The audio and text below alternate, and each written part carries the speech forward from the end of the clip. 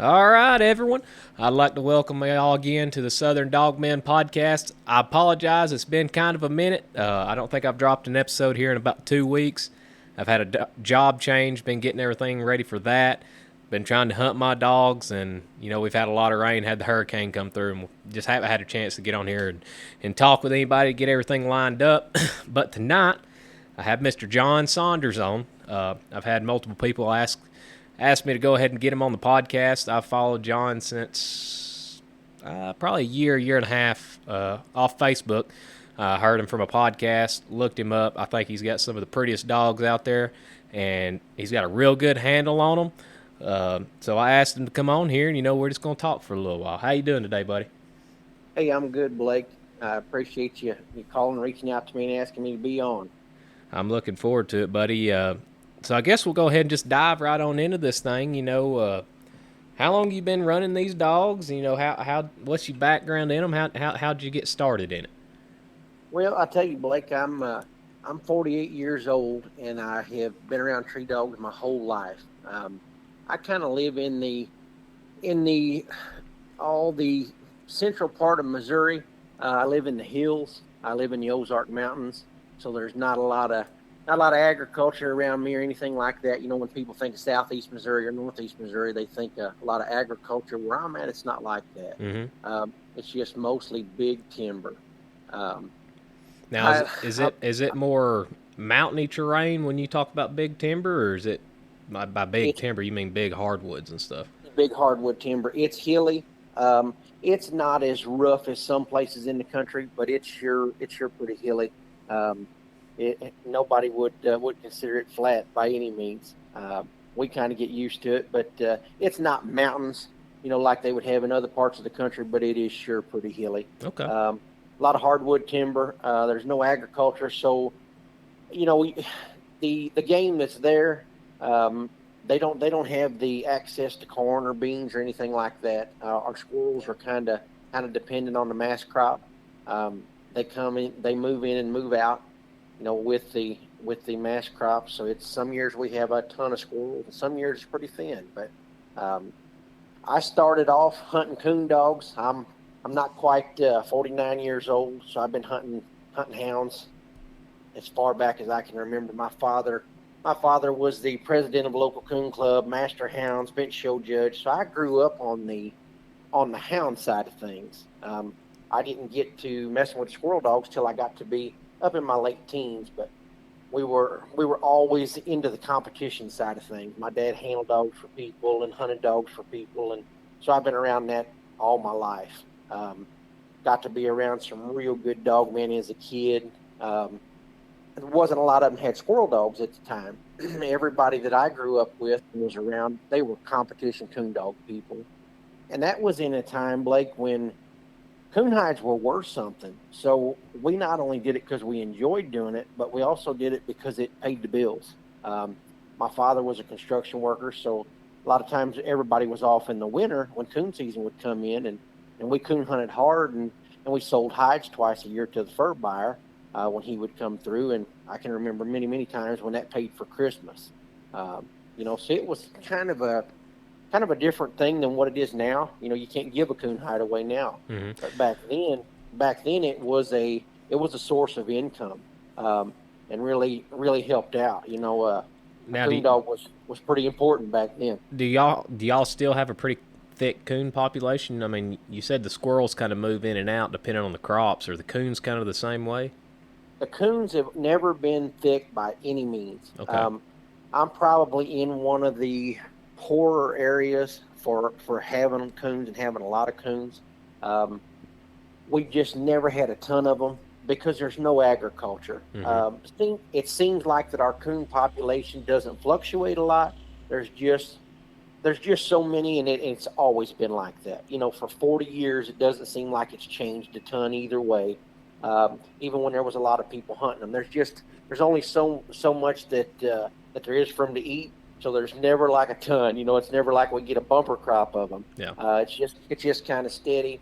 And we talked the other evening where I'm from. It takes, and still does, it takes a hound that can get in there and get a track going one that knows where to find a coon.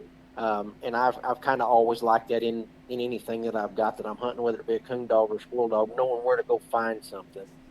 Because it's sure not, a lot of places you take and turn a hound out and just in a few minutes he's struck. You could turn a hound loose, cast him in my part of the country. He may go in a holler and be in there for 30 minutes before he gets struck. And I'm talking about a dog that knows how to find a coon. If you tree a couple coons a night, you've had some super nights. Um, we would try to kill 100 coons a season, back when coon hides were high, and that was a job. We really worked hard to get those 100 coons killed. Uh, so it was a lot of extra added income, but it was a job too. 100 coons in other places. There's a lot of places where you can tree, 6, 8, 10 coons a night, and even more than that in others. Mm-hmm. Ours is nothing like that, Blake. If you go out and you can tree 3 coons and see them, you've had a heck of a night in my part of Missouri. I feel like every state kind of varies. I'm up here in the North Georgia mountains, and there are certain areas, man, you can go tree 3, 4, 5 coons a night. You might go 1 or 2 counties over, no coons at all. Seems like it's about like that with every state. Yes, yeah. You can go to northeast Missouri, up near Iowa. We go up there a couple times a year and hunt, and it's just a completely different ball game. You get up You, closer you to the turn you crop turn the fields. dog loose. You turn the dog loose, and if he's not struck and treed in just a few minutes, well, there's something wrong. It's not like that where we're at. You cut him in the dark, and you sit back and wait on him to hit a track in there. And No. he may be a mile from you when he hits. Now, what kind of hounds were y'all hunting when you were in the coon hunting? Were y'all hunting walker We dogs, blue we hunted ticks? walker dogs. Okay. Yes, we hunted walker dogs. Now through the years, we've kind of, you know, had everything here and there. But we always 99% of the time we had a walker dog. Um, and back then, we showed those dogs and we hunted those dogs. You'll see a lot of pictures of my dogs where they're standing on the bench, Mm-hmm. or they're standing. I come from that generation where, if you had a stud dog, you wanted him to be a Grand Night champion and a Grand Bench champion. So he was a dual Grand Champion dog, and everybody did that. So I kind of come from that generation, and it's carried over to these squirrel dogs for me. I like a dog that is a good looking dog. Mm-hmm. Like I say, my father was a bench show judge, traveled all over, not only night hunting but judging bench shows. So I was around that all my life. But yeah, it was mostly walker dogs. There just wasn't a whole lot other than that in my part of the country. There was a few people that kept some blue dogs here and there, but it was predominantly all walker dogs. Most people packed a spotted dog. Well, how old do you think you were when you actually, I guess, when your father started letting you actually handle a dog? Was it something you started doing real young, just following him on cast, and eventually he turned you loose to handle some dogs? I mean, Well, how'd you work your way into that? I started off hunting probably, shoot, I guess I was probably 5 or 6, and I handled my first dog in a cast at 11 years old. Okay. I won a cast with a walker dog at 11 years old, and back then there was no youth events. So when you went with the adults. Mm-hmm. This was the mid '80s, so there wasn't the youth involvement in the youth events then. I was lucky enough that I was around some older guys that were really good dog men, and they would take. I can remember, trying to get me ready for those. They would draw up scorecards, and we would hunt and handle dogs like that. And I had done that for probably, a year or so leading up to that hunt. And I got to say this too, Blake. I had a dog that was capable of winning, Mm-hmm. you know. But yeah, I was 11 years old. I can remember that. We still got a trophy from that. And that's a big thing when you're that age and you're doing that. But I've been in it for a long time on the competition side. From there I just moved up, raised and trained a couple, 2 or 3 Grand Night dogs through the years that I hunted. And we did that all the way up to to about the time that I got in my late teens. We had some trouble. I've never had good luck keeping dogs alive. Seems like the better they are, the shorter their lifespan is. They get killed, they get shot, they get run over. I've just had a whole list of things happen to good dogs, and naturally it happens to the best one that you've got. Um, so we kind of had the only time that I've been without a tree dog. We took a little bit of a break. I was working, traveling for work, and was just commuting back and forth, and we took about a 6 8 year break. We'd had two dogs that got killed right there together, and it kind of shut us down for a little bit. So we took a little bit of a break. During that time, I hunted some bird dogs, trained some bird dogs and some duck dogs, and enjoyed it, but it still didn't do what the tree dogs did for me. I mean, it would get start to get cool, and I wanted to get out there and cut a hound loose and listen to a dog come on a tree with a big locate, and that's what does it for me. Mm-hmm.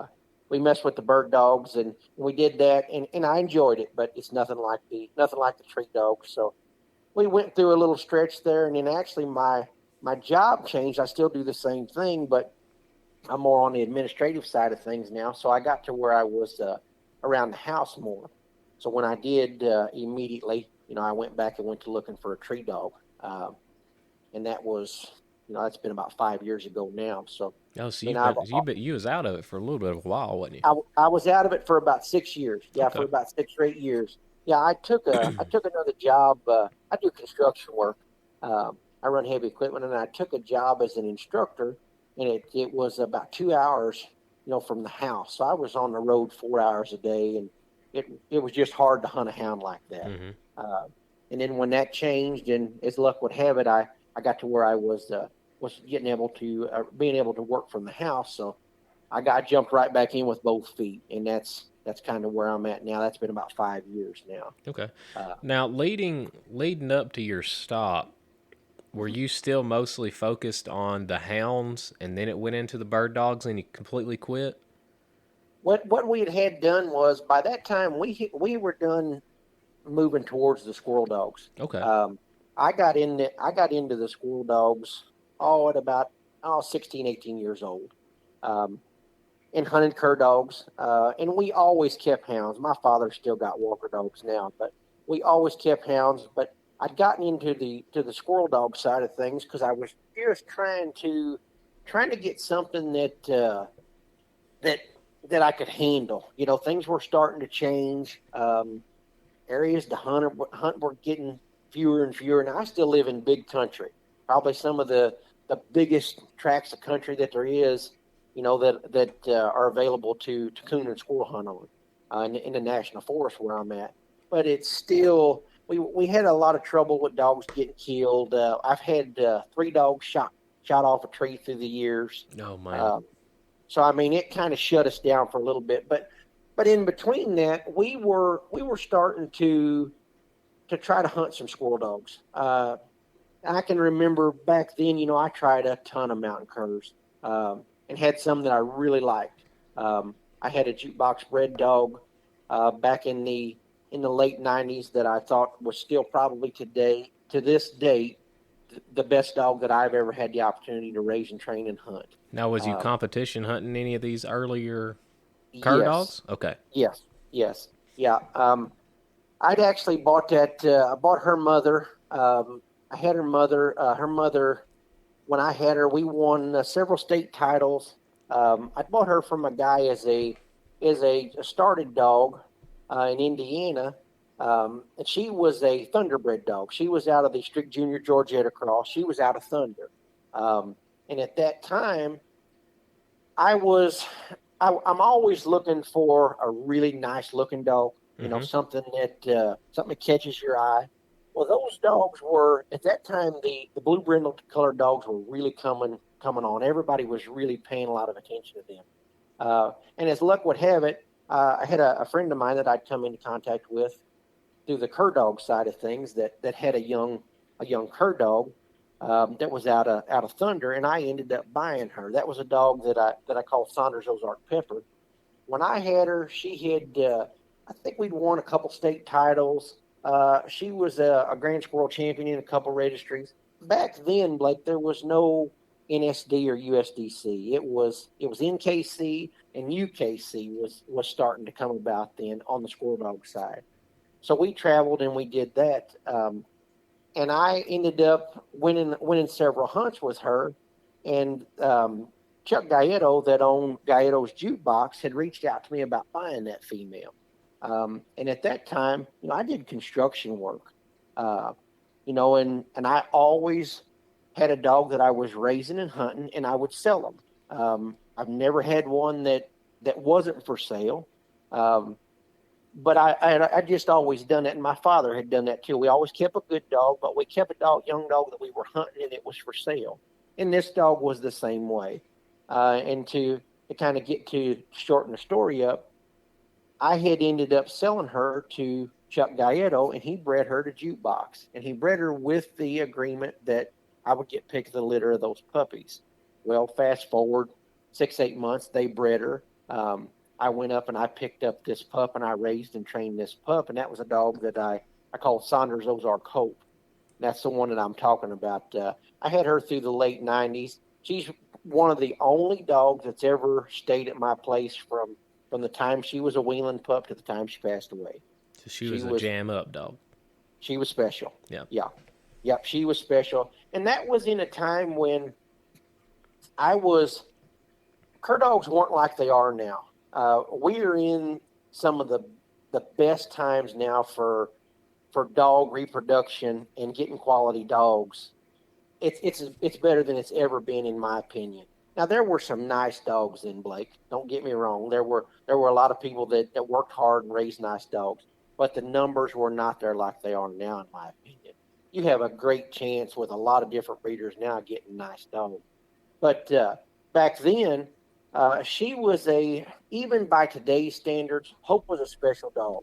Hope was a really nice squirrel dog, but she had the ability at night she was one of the best coon dogs I've ever had the opportunity to hunt, and that's including hounds. Hope could get in, knew where to find a coon, could hit a rough track, get it up. She gave a little bit of mouth. She would get the track up, move it through the country, and put a coon on the end of it. Mm-hmm. Just really, like I say, she was one of the few that ever got to stay at my house from the time she was a weanling pup to when she passed. Now, special kind of dog. Let me ask you this. Talking about the dogs of old age and new age. Say when you were going to some of these competition hunts and everything, nowadays everybody wants a dog that is going to split tree and stay by itself.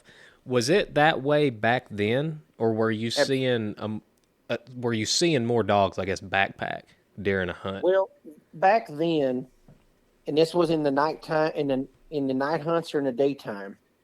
When you went to a night hunt back then, everybody's dogs most of the time were on the same tree. Mm-hmm.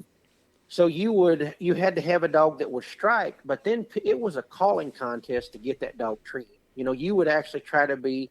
I can remember I had a young dog that I campaigned that would come on with a real screaming, squalling type of a locate, and you could tree him on a half a locate. And when he did that, I mean, the moment you treed, there would be 2 or 3 other people just seconds behind you treeing. And that was just what everyone did. We trained our dogs like that. It was completely different than it is now. I can remember as a kid, you would take a hound. You would take him with an old dog. You'd let that old dog get struck, and you'd get him out and listen. You're trying to get his attention up, get him listening, and you cut him into those dogs. And you hope that he would get in there and put in with those dogs and then run and treat. Well, if you did that now, people would say, "What in the world are you doing?" But that's how we did it. And the squirrel dogs was the same way. A lot of times those dogs would tree together. You didn't see dogs with the tree power that they've got now. Now, there was the exception to the rule every now and again. But when you had that exception to the rule, everybody across the nation was talking about it. Everybody knew, and they probably found out quick, didn't they? Yes. Now there's so many good dogs when you roll into these hunts. Back in those days, if you pulled up to Jamestown, Tennessee to the mountain cur hunt, If there was 60 dogs there was four, maybe 5 or 6 that were capable of staying treat and winning that hunt. Now, I'm not saying that there wasn't some squirrel dogs throughout the rest of them, but that hardcore competition dog that would get in there and stay hooked, there was just a few of those dogs. So they dominated across the country. Now it's not like that. The dogs are every bit as good and probably better, but the difference is there's so many more of them that are of that caliber. So if you go to a world hunt and they have the same hunt in the same place 6 weekends in a row, there's a very, very good chance that that's going to be won by 6 different dogs. Mm-hmm. It's the quality of dogs is so much better, and that's on the hound side and the cur dog side. But to answer your question, Blake, there was a huge difference in the way that the dogs did. They packed up a lot. You just didn't see dogs. Now I can count in 3 or 4 casts, look back and try to think, did the dogs ever tree together? Probably not.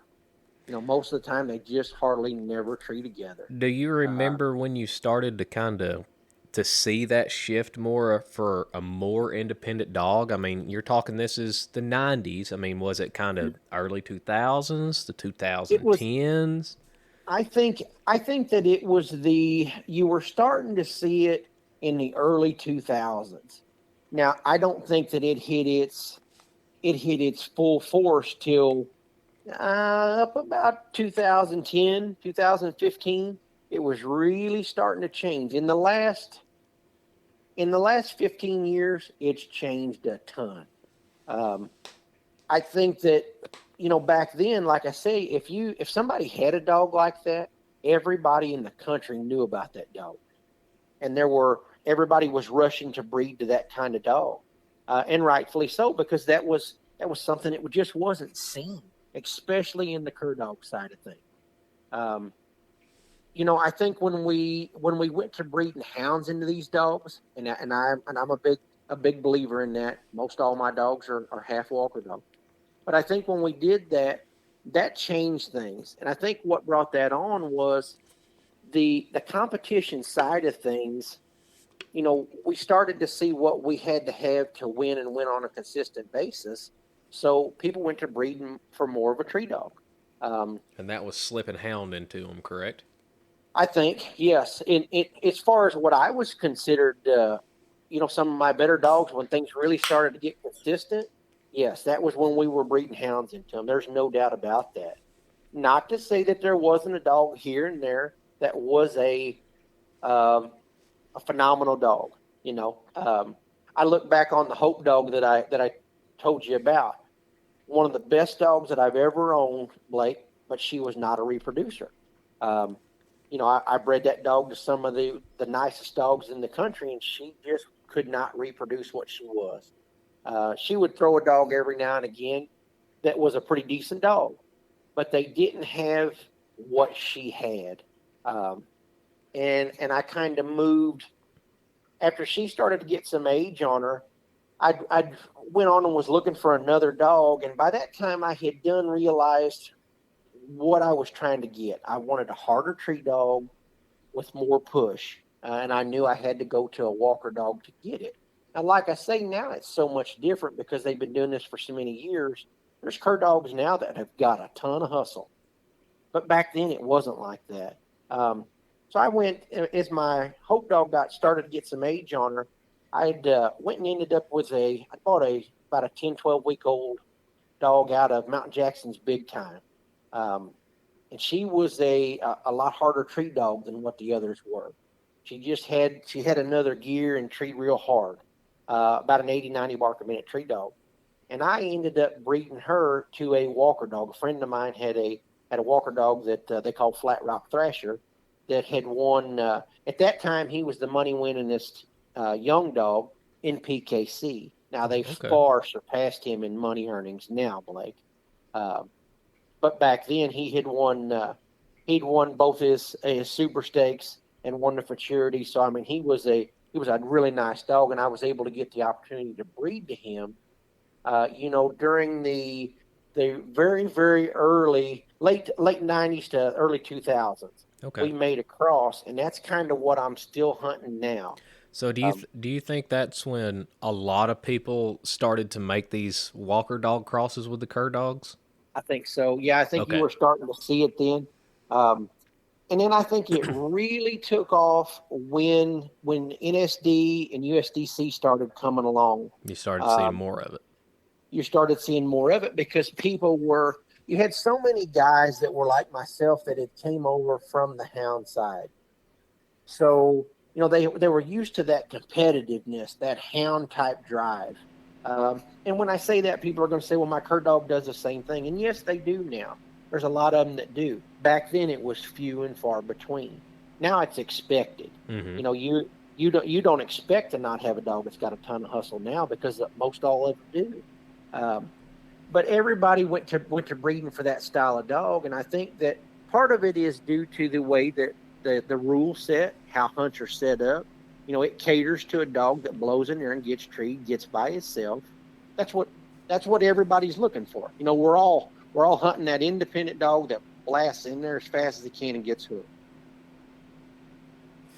All right. So you take your cur dog and you breed it to this hound. How long does it take you to start seeing the what you're looking for in your pups? For me, I'm looking for now.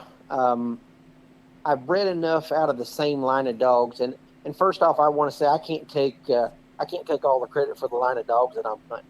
The Mm-hmm. line of dogs that I'm hunting, I've got some hand in the breeding, like we talked about. A lot of my dogs are gem and bowbred dogs that originated from Doyle Sherman. Now, are you, Doyle and I have been hunting together for years and years, and we kind of both had the same idea at the same time. okay. All right. And it was to cross these Walker dogs on these hounds. And back then, Blake, it was so early on doing this that was kind of looked down upon. If you had a treeing cur, he was worth a quarter of what a good mountain cur was. Mm-hmm. There wasn't the money in them because there wasn't the money on the hunt side of things. There was no money prizes. That dog was just only worth what somebody was willing to pay for him. When you were ready to sell him. So nobody really wanted those dogs then at that time. We wanted them because we wanted a dog of that style. Um, and then as things would start to evolve and hunts would change in the style of dogs that it took to win them, everybody started to see, yes, these are dogs that are dominating in these hunts. Um, so it kind of moved on from there. But to answer your question about when do you start to see it, I think for me, that's what I like so much about the this line of dogs. You start to see it so fast and so young.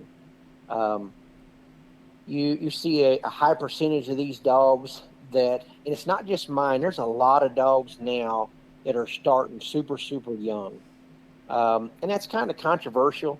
You'll hear people say, "Oh, I don't like I'm not that interested in a dog that starts super young. That early starters, they don't do it for me." I've always heard I'm that myth that they burn themselves out by a year they Yes, ain't gonna want to hunt no more and stuff like that.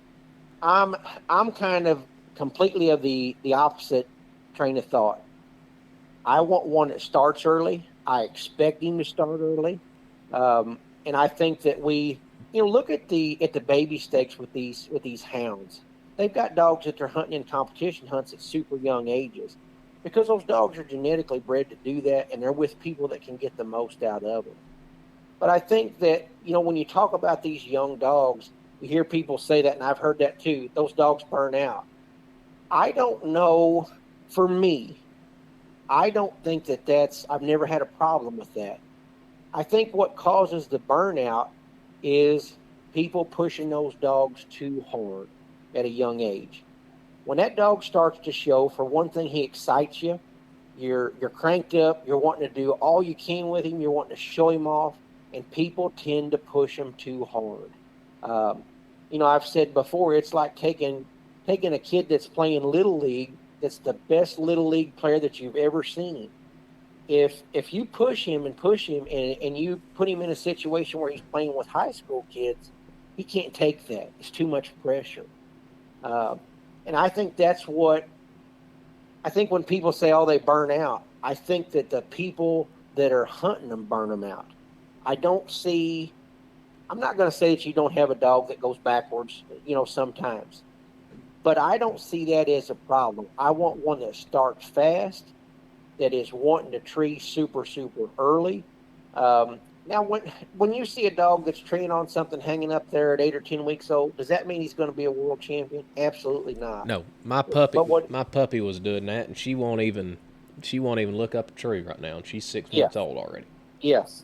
But I think what it does do is it gives you some sense of hope, you know. I feel But like I it. think that I that feel, what happens is you take a dog like that, and when especially if game's thick, mm-hmm. what's the first thing they want to do? They kill one, they want to kill two. Yep. You kill two, you want to kill four.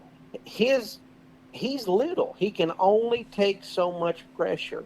I tell people all the time when I'm hunting a young dog, the moment that dog does what I want to see it do, I'm going to quit. If that dog, So even if you're we've got done. the You're best, done for the day. yes, if That's what we've I was. got the best morning in the season so far, Mm-hmm. you wake up and it's a good cool morning.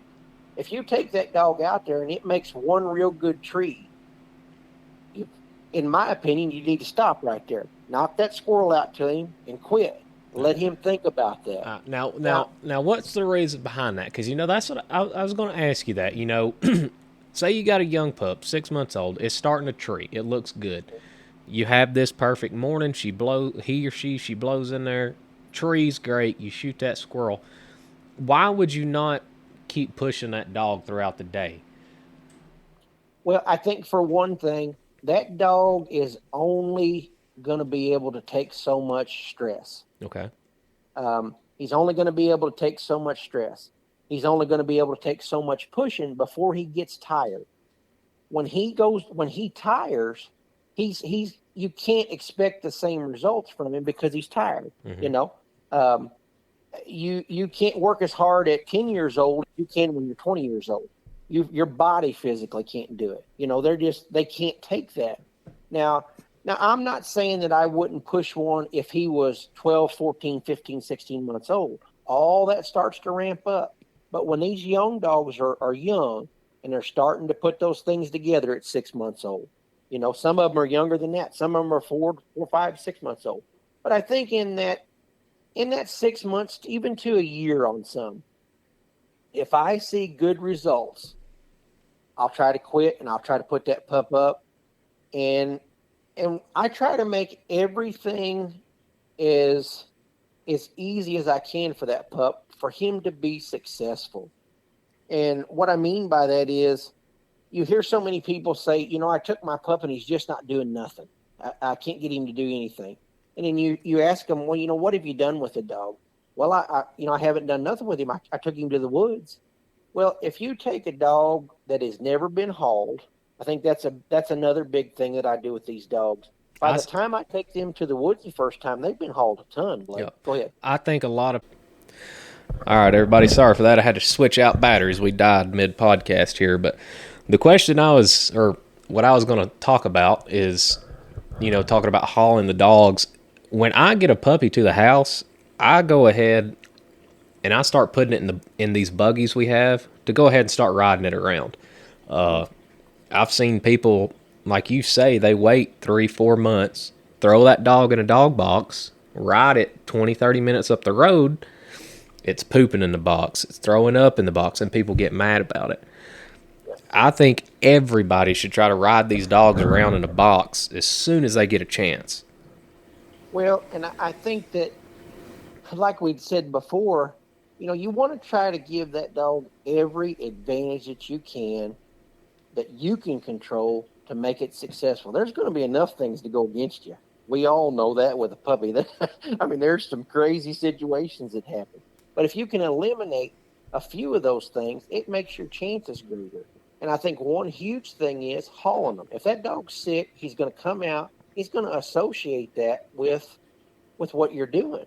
If he's sick to his belly and he gets out, he's not going to perform at his best. He's sick. He's not going to You want know, to go. he's not going to want to go. And then I think you add to that. We get to the tree. If the little feller does tree, what's the first thing we do? We tie him back. If he's never been tied back, he flips and he flops. So you've took two bad situations, and that sticks with him.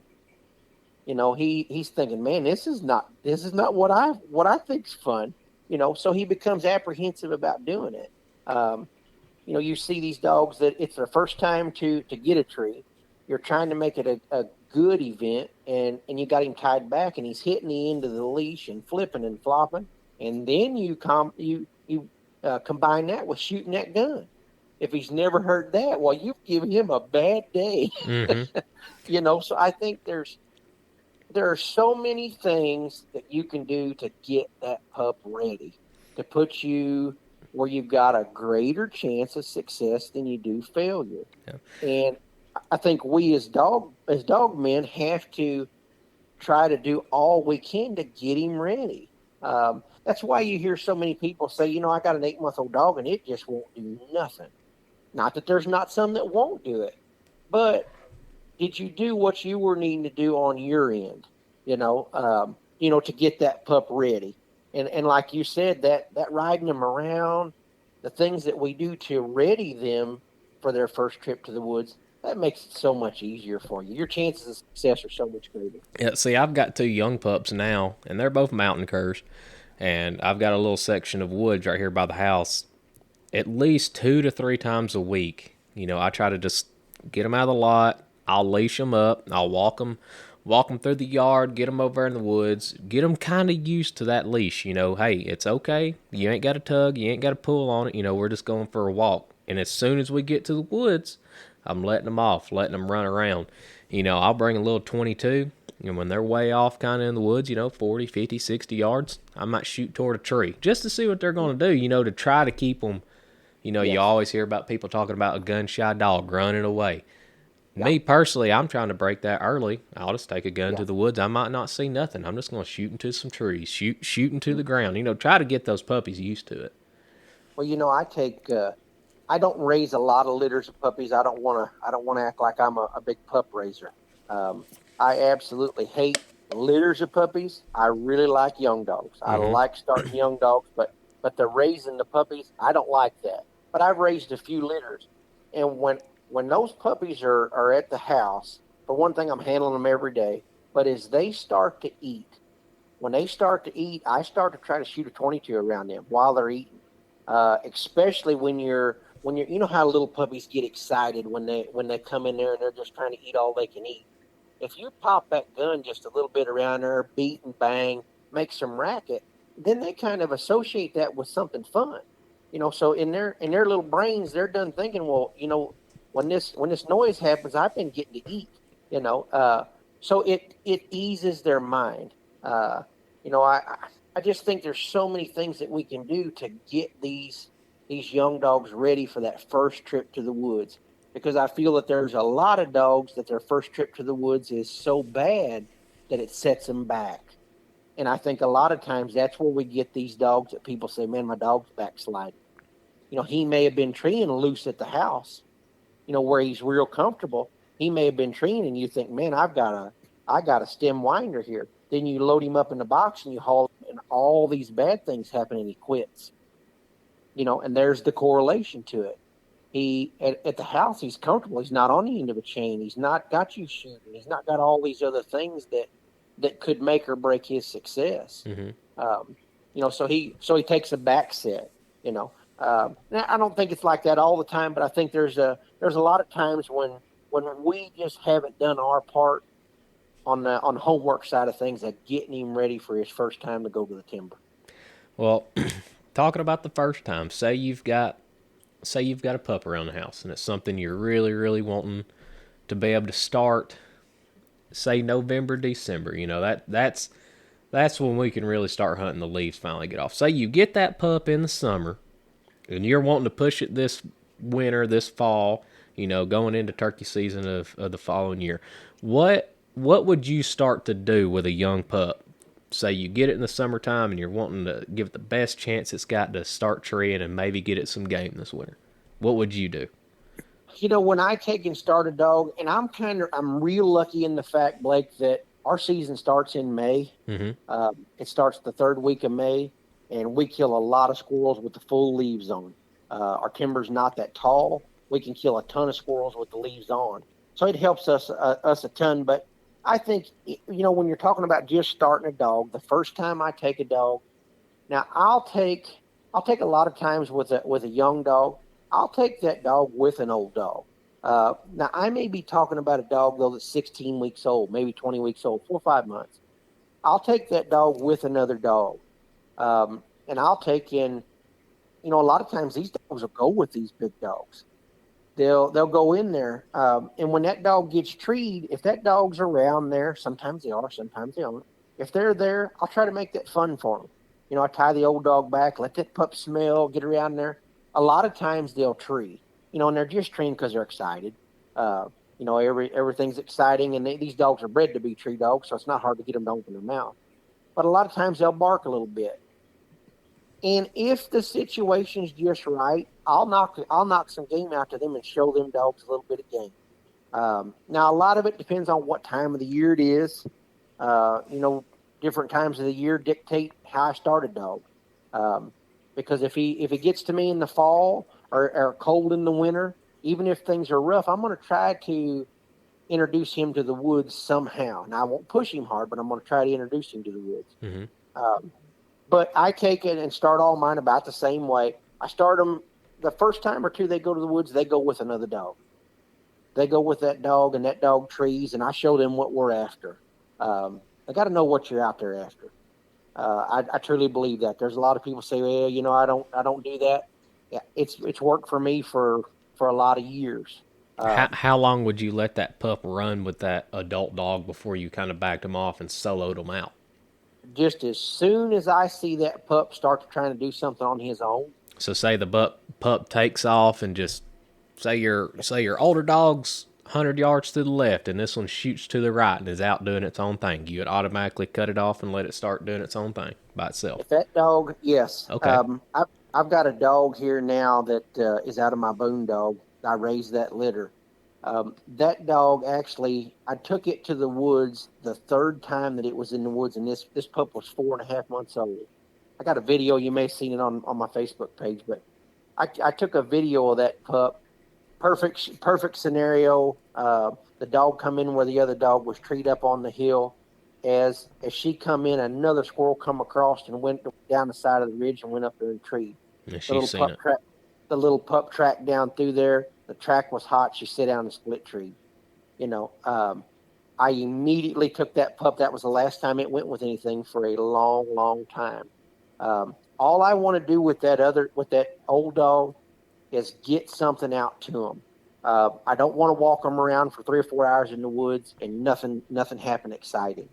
I try to get something out to them, show them what we're out there after. They get all cranked up, and then we go back to the house. Mm-hmm.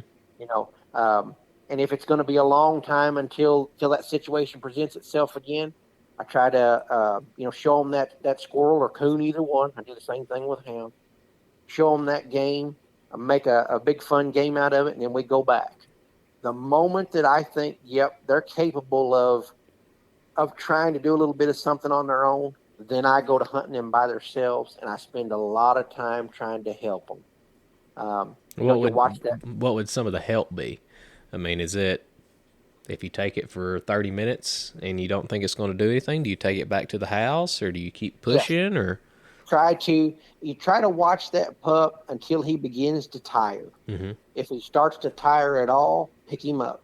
Try to hunt him at the best times, the most optimum times, in your best spots for game. If you got feeders, where you can hunt a dog around where there's going to be some game.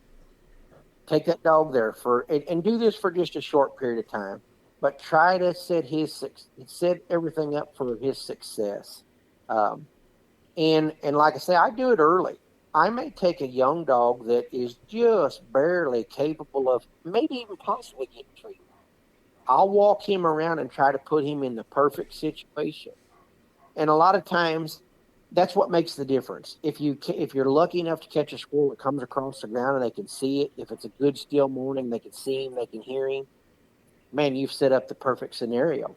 That pup runs that squirrel up there, and you get to knock it out. Well, you've just gained a ton on that guy.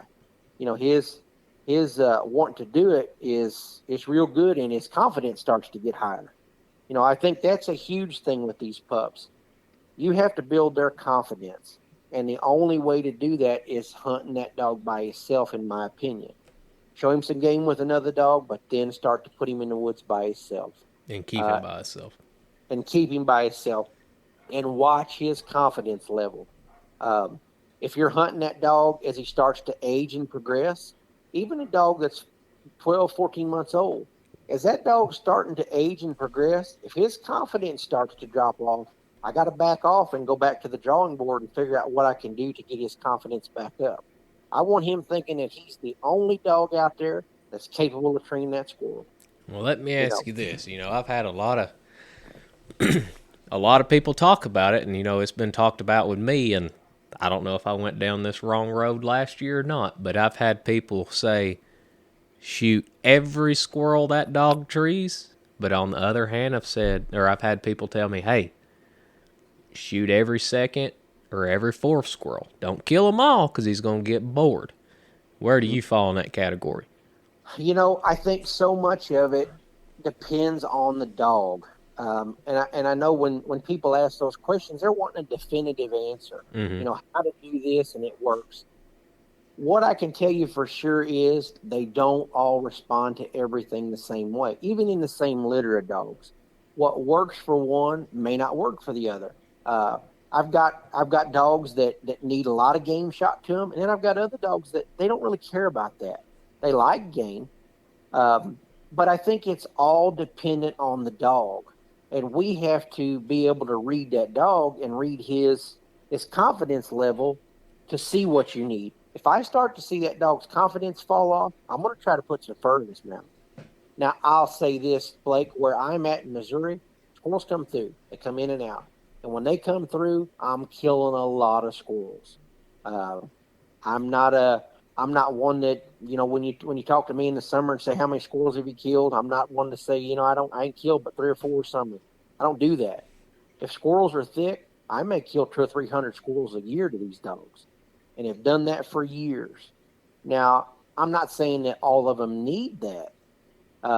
You have to kind of watch them and engage each and every dog, but I'm not for or against it. I think you kind of have to watch the dog and see. I think a lot of it depends on, now there's problems that can arise from that.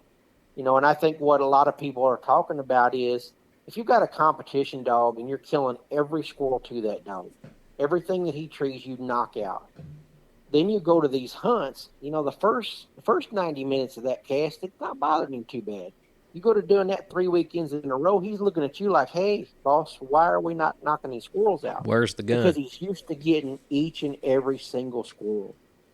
So I think you have to watch how you do it, depending on what you're going to do with that dog. So I think that's kind of the dividing factor there.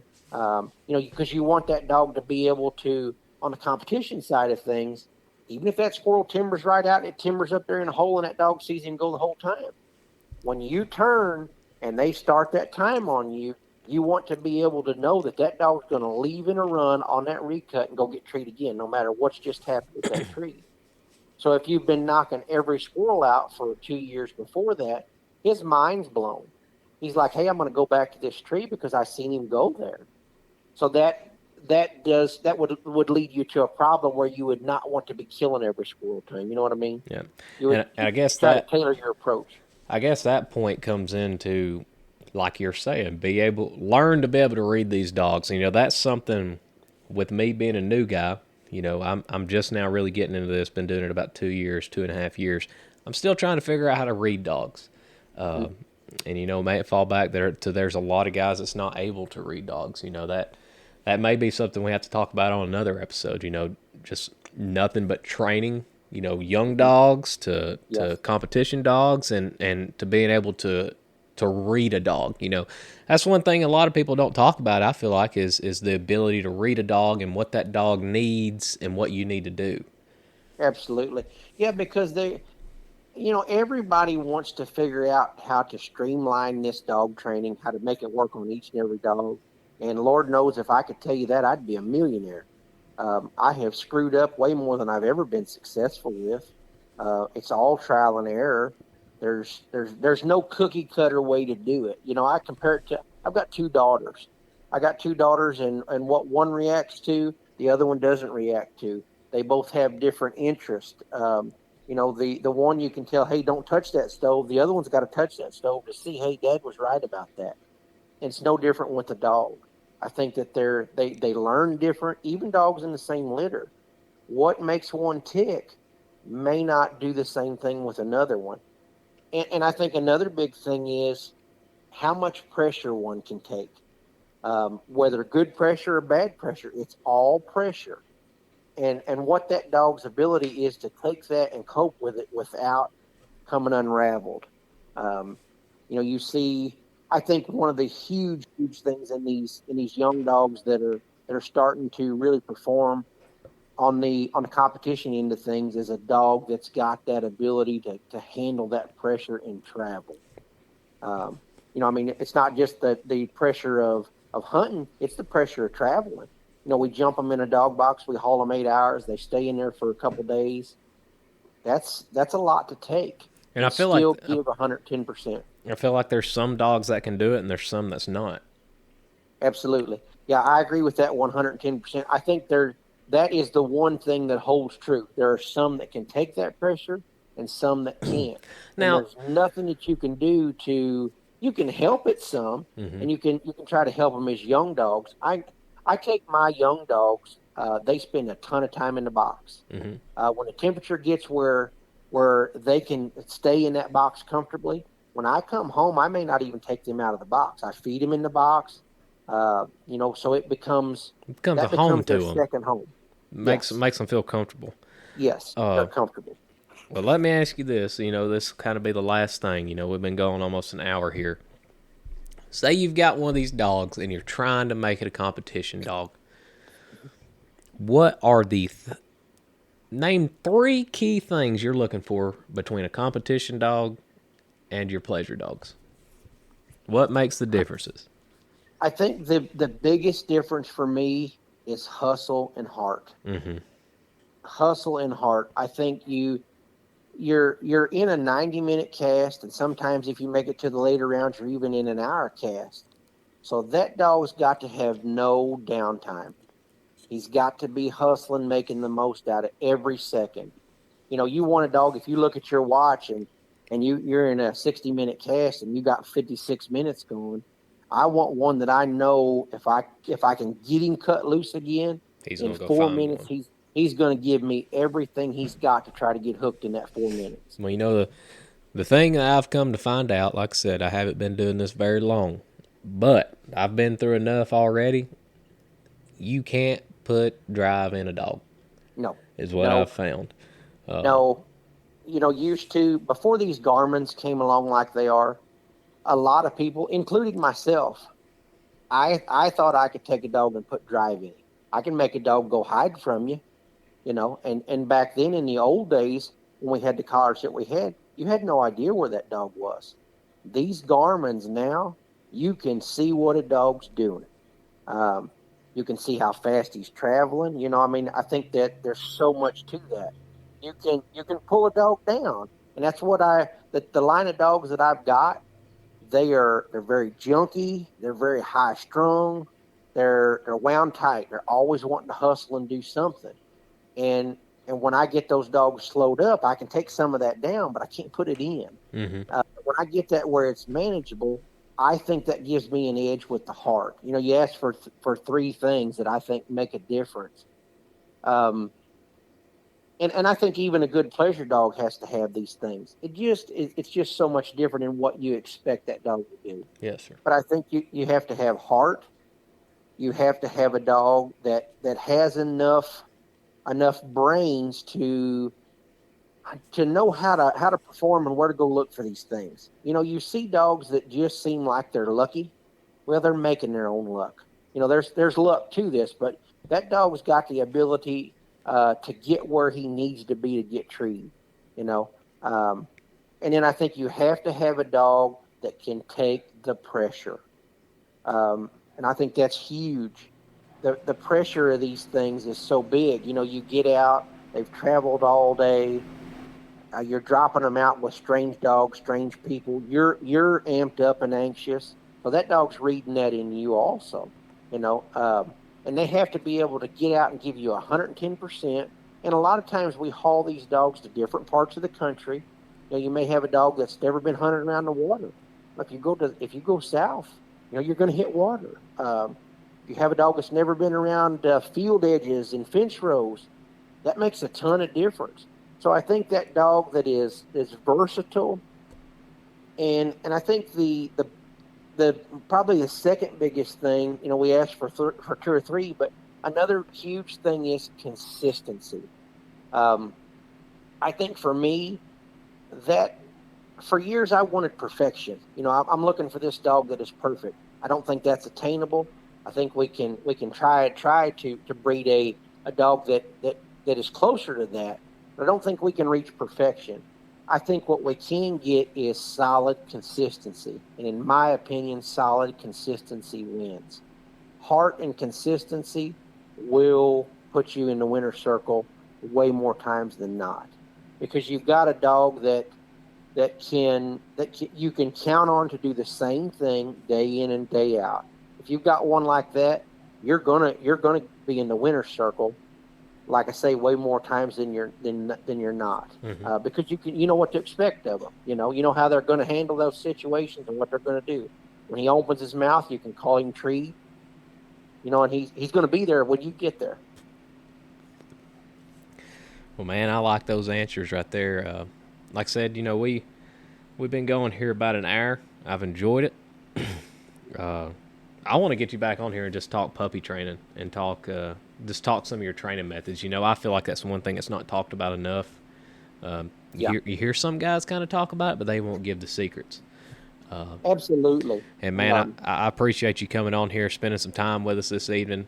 Like I said, I'd like to go for 2 hours if we could, but I know how it is. So well, that's no problem at all. You holler, and we'll get back on here and talk about anything you want. One thing about me, and I have a lot of people call me and ask me some questions. I don't want anybody to think that I've got all the answers, because I don't. But I'll help anybody that I can.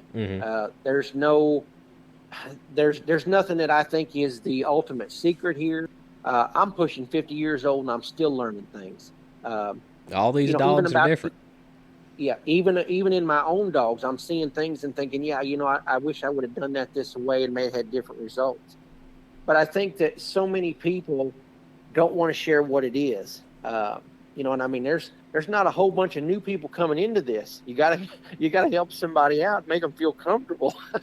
And I think these podcasts are a great way to do that. You get to hear different training methods, because like I say, I still hear people talk about things and think, yeah, I can implement that. Or no, I don't want to implement that, or I have done that. I'll say that's one thing's for sure. The same thing that worked 20 years ago, it may work on a dog right now today, but it may not. We may have to try to do something just a little bit to see what makes that dog tick. I think the key to success is being able to read that young dog. Now, if you buy an older dog that's broke, that's a different ball game. But I think, like you're saying, it'd be really interesting to talk about the young dog side of things. We all like to talk about the successful dogs and these dogs that just do great things. Everybody loves those. Well, they call it the wonder dogs, the wonder pups. Yep. Yes, they had to start somewhere. And like I say, I think that would be a real good one. If you want to do that again, just holler and we'll get back on it. Yeah. So what I'm thinking, if you have somebody you really trust, another really good dog man when it comes to training pups, get with him, and man, I'll try to do a 3-way call, and we can just sit here talking puppy training and stuff like Absolutely. that. Yep. Because, man, I want to help people get better. Like I said, I'm new to this. This is going to be my second actual squirrel season with my own dog that will actually tree squirrels, and to have 2 pups up at the kennel right now. Yes, I'm a pleasure hunter, but I'm also trying to dip my toes into the competition side. So Yes. I'm wanting to soak up all the knowledge I can. I mean, I went through 6 dogs before I found one I could actually get to tree a squirrel. So, I'm wanting to do this podcast to help as many people. I want to talk training, talk breeds, a little bit of everything, just to be able to get information out to people to hopefully be able to help people. Yes, well, and like I say, I'd love to be part of it. The dogs that I have, I try to raise and train and hunt the dogs that are mine, that come from my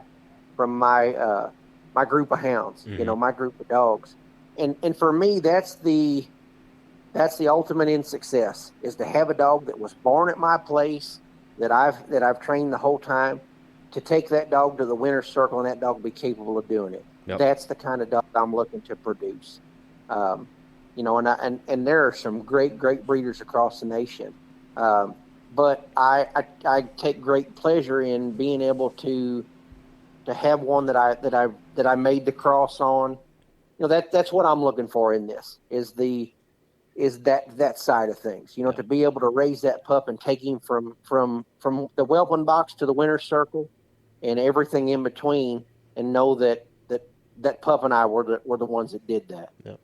Well, like I said from the get-go, man, I think it was the Hunting Dog Public is where I first heard your podcast, and I got on Facebook and looked you up, and I followed you for about 1.5 years now. And like I said from the get-go, buddy, I think you have some of the prettiest and good-looking dogs out there. The way they hunt, their mouths. I hope one of these days I can get one of them, just to be honest. I follow along with you, man, and I enjoy what you're posting a lot. So, well, I sure appreciate it, buddy. I like I said, I can't tell you how much I appreciate it. I work pretty hard at it, and they're not all perfect. I don't want to paint a picture like everything I got is comes out and they're going to win a world hunt. Mm-hmm. There's some good ones and there's some bad ones in the bunch, but I think I'm on to a line of dogs that I have a higher majority of good ones than I do bad. Yes, sir. And they suit my needs. They're dogs that fit the kind of country that I got, like you and I talked about before. They're not going to fit everybody. These dogs are wide hunting. They get in there, they get hooked under any circumstances. If the snow's flying and it's 10 degrees, I want that dog to go get treated just the same as if it's 90 degrees in the summertime. Yes, sir. And I expect it. Yep. Yeah. Like I say, I appreciate you calling me and having me on. If there's anything we can do, I think that the 3-way call, talking about the genetics and puppy breeding. Oh, and, yeah, for and what sure. I look for and what someone else does. And there's a lot of people that are way more knowledgeable than I am at this, but love to be part of it. Yeah. Like I said, sure. If you've got somebody you really trust and y'all y'all talk tactics back and forth, and y'all kind of do the same thing, get with them, let me know, and we'll get this thing set up, and we'll do a 3-way, and we'll talk nothing. Like you said, if you want to jump into the genetics side, talk that plus the training. Man, it don't matter to me at all. So Yep. Well, I appreciate it, buddy. Thank you for considering me. If there's ever anything I can do to help you at all, don't hesitate to call me. All right, man. Like I said, guys, this was Mr. John Saunders. Check him out on Facebook. What's you got a kennel name, don't you?